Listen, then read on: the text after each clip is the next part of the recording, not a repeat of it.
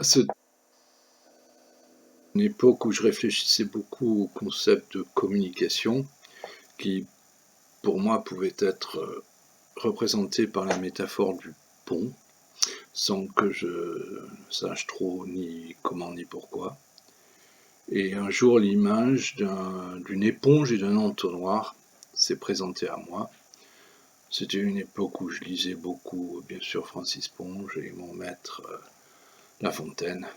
Et ce texte pourrait lui être dédié à La Fontaine. Le pont, l'éponge et l'entonnoir. Without closing the way beneath. Les frères pontifes construisaient des ponts pour faire passer l'eau. Ils enfonçaient des pieux et des puits de briques dans le courant. Un pont inachevé, un tronçon de pont brisé, suspend la marche du messager qui brandit sa baguette fendue. Sur le papier plié couché, la corde avec laquelle on se pend. On marche entre les dents. Un pont de lumière s'avance, les taureaux et les dieux, photons en procession, se réduisent, tandis que la surface gange s'épand.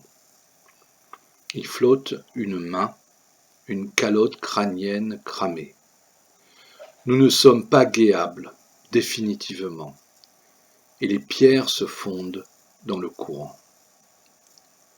Alors, on marche amarré le long des rives grèves basses, débouant des os, des couteaux, des pipes de céramique, des revues porno, dont les pages et les chattes se collent les unes aux autres, détrempées.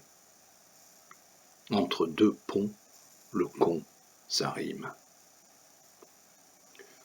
Ostué, entonnoir de moelle, qu'on en brise les... L'entonnoir des dieux se déplace d'une bonde à l'autre, d'un tonneau à l'autre. L'énergie coule dans les gosiers couronnés de dents jusqu'à ce qu'ils en perdent l'essence. Même s'ils se retrouvent, la mémoire au chaudron de Vix, 110 litres agités sur le char, ses roues de bois.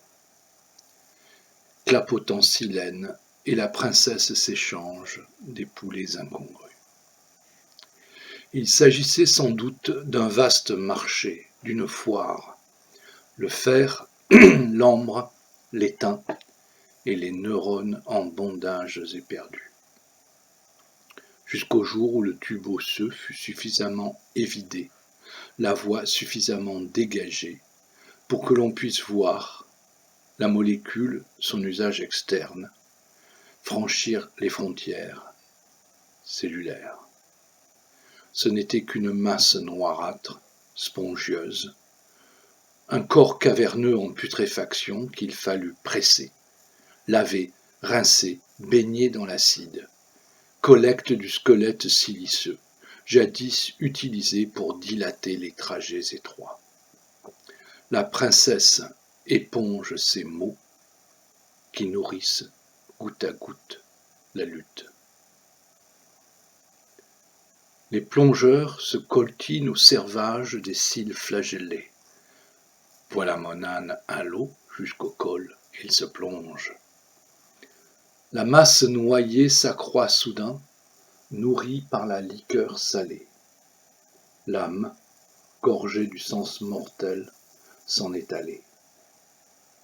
Traîtrise du guet qui nous condamne, fourmis au chemin de halage, à parler muet de bouche en bouche, comme allaité par une mère lointaine, qui ne transmet, pour tout amour, pas suintante, que des enzymes et des images.